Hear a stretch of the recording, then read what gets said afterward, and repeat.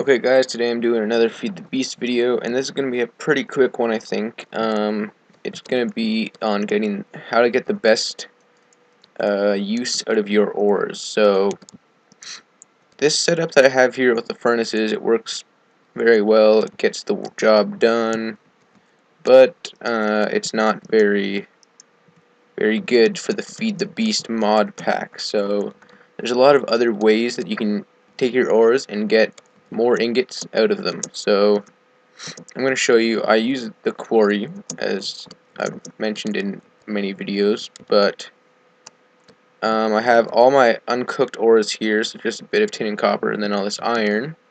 And here is my chest. I have tons of ores. I'm going to turn this iron into blocks so it takes up less space, so I can use it later, but yeah, I'm going to show you three different machines. I have the macerator over here, we have the pulverizer over here, and the induction smelter over here.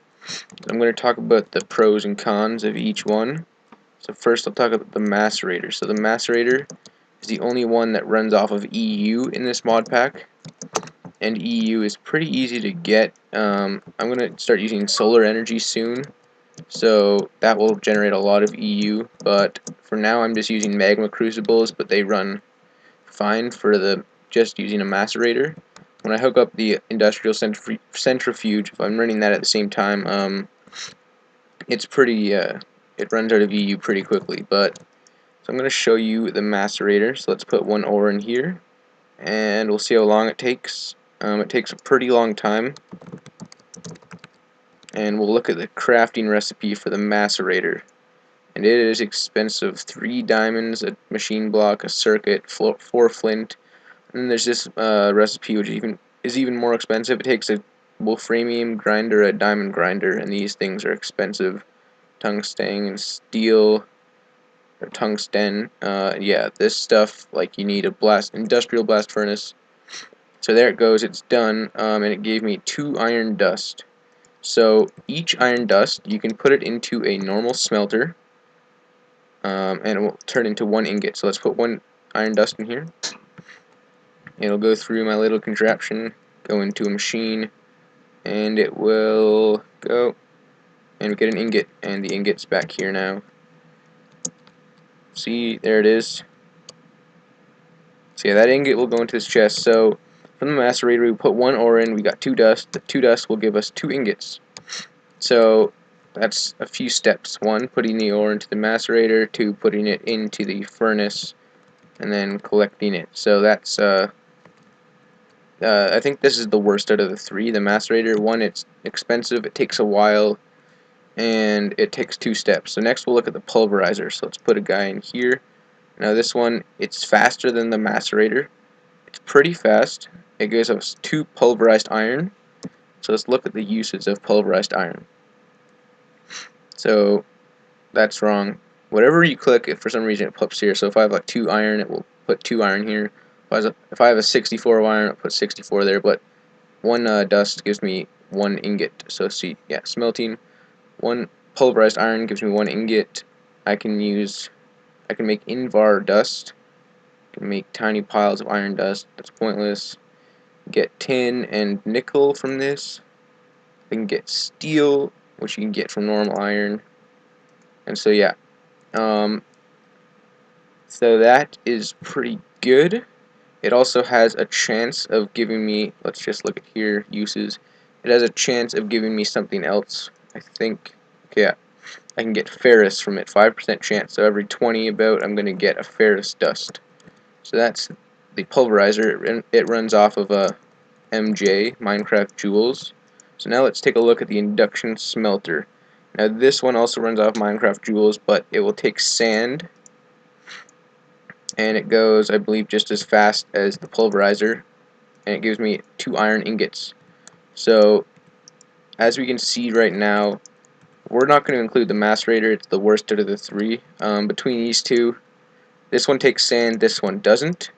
This one, let's actually look real quick. Uses. So in the pulverizer, it takes 400 MJ to get 2 dust, or 2 pulverized iron, and 5% of that. it only takes 320 MJ in an induction smelter. It gives us a 20% chance of getting rich slag, which I'll show you in a second, and it gives us 2 iron ingots directly. So it doesn't give us the pulverized iron, so it directly turns it into ingots, and so with the pulverized iron, we have to put it either into a furnace or either an induction smelter. So just smelting that normally, the induction smelter, less energy, it takes 1 sand, which is easy to get. Oops. And it actually has a bunch of different outputs that you can choose. But yeah, so induction smelter is better for that because it gives us the ingot directly, and it gives us rich slag.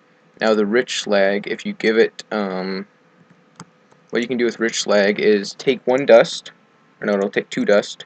You put 2 dust in here. It uses 1 rich slag, and it will give us 3 ingots, and then there's, I believe, a 20% chance of getting slag. So, I'm gonna set up an automatic machine where eventually I can just put the ingots or the ores into a chest, get the and then that will just like suck them into the furnace or whatever I'm gonna use, and put it into a new chest of made ingots. So this rich slag you have to get from the induction smelter. So we put these in. Let me just look at this one more time. Induction smelter, we get rich slag. Pulverizer, we can get other dusts. So induction smelters are definitely the best. Let's look at the recipes for these two now. Induction. There it is. So this is really simple. Bucket, 2 sand, 2 copper, a redstone reception coil, which is easy. Yep. And a machine frame, which is really easy. And the pulverizer is pretty much the same thing. Pulverizer. It's just a piston, flint, and then the same thing. So the pulverizer is slightly more expensive, but not much. But the induction furnace is better in my opinion for multiple reasons. Takes less power, you get the slag, and the slag gives you, in the end, it will give you 2 dust, or I mean 3 ingots out of 1 ore. So that's triple what you'd get from a normal furnace. But the one thing about the slag is, using a normal induction smelter, you get only ingots from it, which is good, but to use the slag, you'll need dusts. Oh, well, dusts or the pulverized stuff will work. So for my my automatic one that I'm gonna make, I'm probably gonna have 1 pulverizer and 4 or 5 induction smelters. So that will work well. And so yeah, that's the end of this tutorial. The induction smelter is the best out of the 3. These 2 are cheaper. These 2 run off of MJ, and that one runs off of EU. The macerator, don't bother making it. A lot of people say it's good, but the pulverizer and the induction smelter are just as good. So why don't you guys can try these out. I'll make up a setup and show you guys that next video. And thanks for watching. See you guys. Okay, guys, just one more little clip here. This is the thing working, the machine that I just made.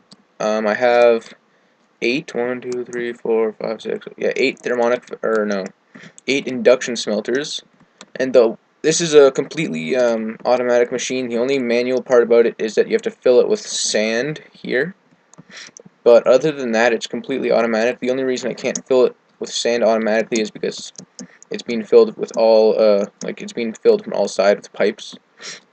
I believe if I spread it, actually I don't know, if I put diamond pipes into the machine, like into the design, I could definitely, well, not definitely, but most likely I could fix that problem and have sand being fed into it. And then this last one is just for rich slag, and that slag should be taken out, I believe.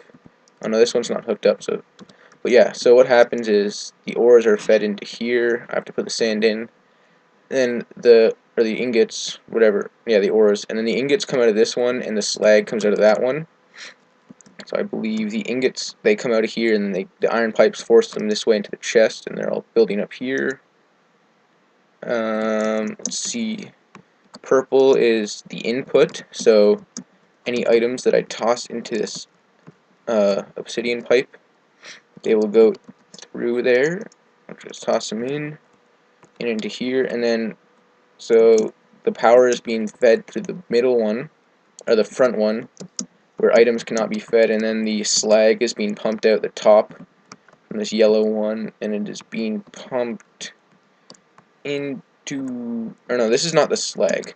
I'm sorry, the yellow is the rich slag. So yeah, the rich slag is being pumped into here, and then the normal slag will just build up, but this stuff doesn't build up very fast. So I could make a pipe actually coming out here. Yeah, that's what I'll do. I'm out of iron pipes, but I'll have an iron pipe coming out the back here, sending the slag to this chest maybe. But actually no, I already have a slag. So yeah, this is also I have one pulverizer here, and this is for the dust. So any iron that gets put into the pulverizer will be turned into dusts, and then that is sent up, up along this pipe. Dust go down into here, and down into this last one where the rich slag is. So this one produces 3 iron ingots at a time, and the rest of them only produce 2. But yeah, this is the machine. It's working great. So there's the rich slag being used. And that's about it for this episode for the second time. So thanks for watching. Hope you enjoyed. Hope you try out this setup now. And maybe I'll improve it in the future. But thanks for watching. See ya.